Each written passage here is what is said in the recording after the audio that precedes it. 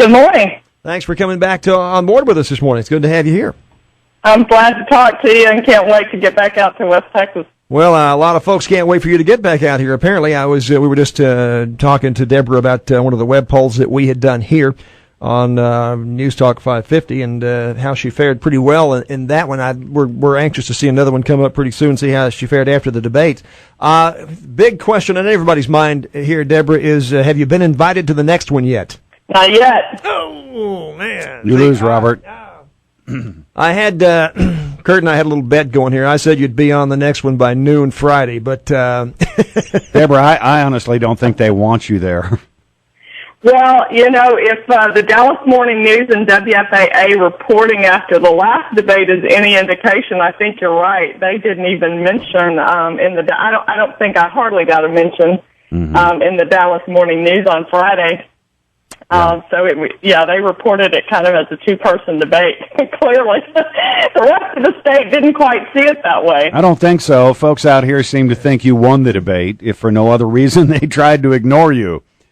You came across far more gubernatorial than either of the two goobers. Well, tell folks, what do you do now? Because, like I say, if you don't get in on this next debate, are they taking you seriously? Well, I'm not sure about the folks at the Belo Corporation, but I think the rest of Texas very clearly is. I read on the Internet last night, looks like they are planning, many supporters are planning pickets at all of the Belo stations in Texas today, so I think they'll have some guests on their front sidewalks, it sounds like, really trying to make sure that they know the importance of getting all of the candidates on the stage.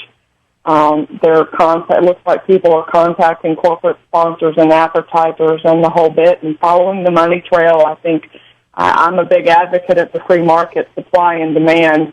And I think when you start to say to these companies, we'll take our business elsewhere if you don't conduct your business in a way that we're comfortable with. And so I hope that people will do that today. And I hope that we will get an invitation. I think it's very important. And certainly, as we saw and you and I were talking off air earlier, that, this isn't a new message. It's something that I've been working on and many grassroots activists have been working on for years. These conservative ideas and principles are the very ones that we founded our country on. Mm-hmm. They have found great appeal all across Texas, and I'm entitled to be in that debate. I am a legitimate candidate. I paid my money, I'm on the ballot, and Texas wants to hear from all three candidates. So I hope people will push hard. KERA was pretty determined that they weren't going to allow us into their debate either, and we fought that fight, and our supporters fought that fight, and we're going to do the same thing this time. We know how important it is to be on that stage. It seemed to me from watching the debate that each candidate were asked about their own pet projects, their own pet peeves or whatever. I mean, McKay Bailey Hutchinson got the abortion questions. Rick Perry got some of the property tax questions and about eminent domain. And you got the gun law question. Does it need to be spread around? I mean, immigration questions. Do you need to spread some of this stuff around? I mean, we need to get your thoughts on property taxes. And I think you got a little bit on that.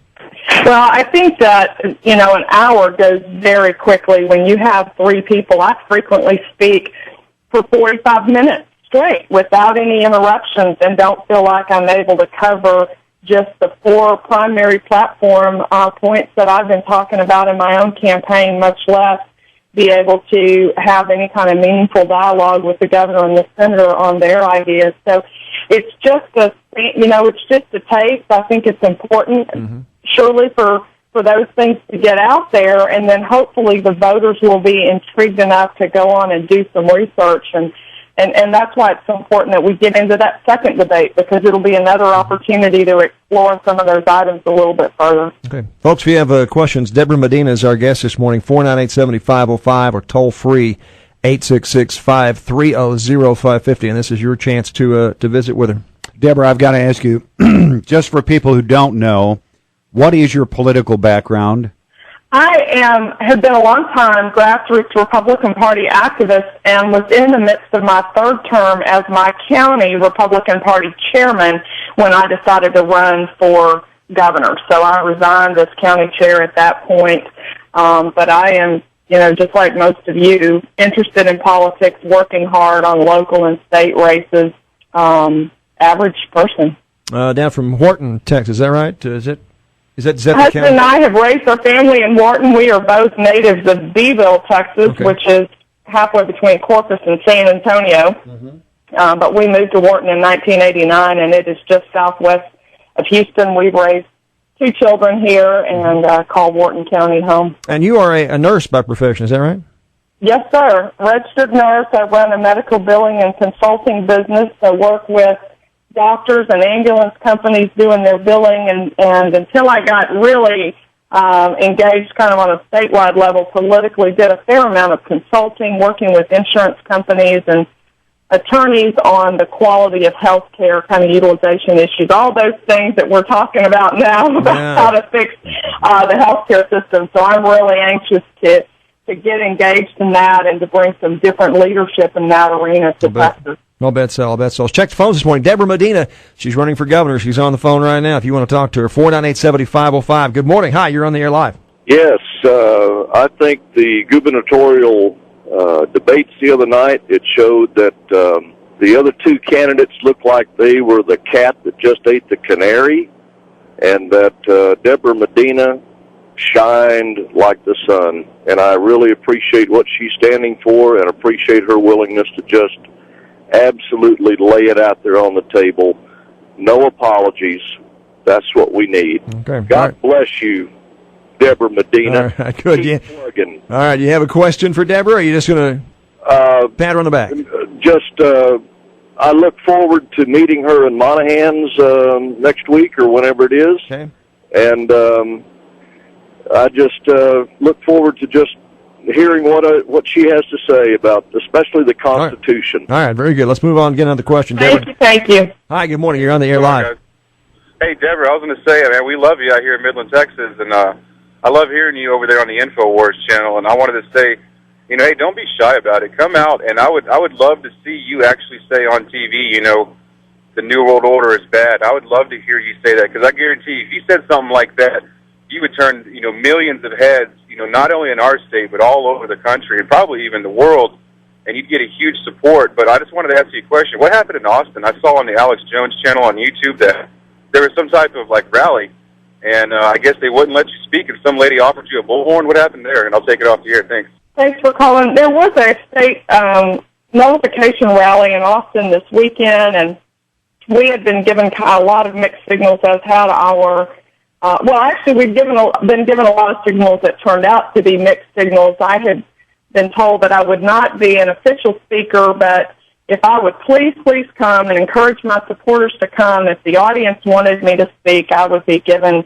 the microphone or be invited to come up on the stage and address the crowd. I have issued the call for nullification of the health care bill early, and I think a lot of my supporters see that as something that Debra Medina started. I am thrilled that so many around the state have picked up that banner, if you will. It's very important that the state of Texas begin using nullification against the federal government. Unfortunately, when we got to the event, and many of my supporters went to that event thinking that I was going to be allowed to speak, and I was not. And so there were some hostilities there and some emotion. I have said, going forward, I think people can understand a little bit, but let's make sure that we do everything we can to conduct ourselves with dignity and decorum. We are all very passionate about the restoration of our freedom, and we'll try to do a better job to make sure that we're not misled in those things, because I know when people travel, they expect to hear a speaker, and then the speaker isn't given the microphone. It can get pretty frustrating for folks, and that's what happened. So my apologies to those who were offended by anything that may have occurred there, but I hope that helps you understand kind of what happened.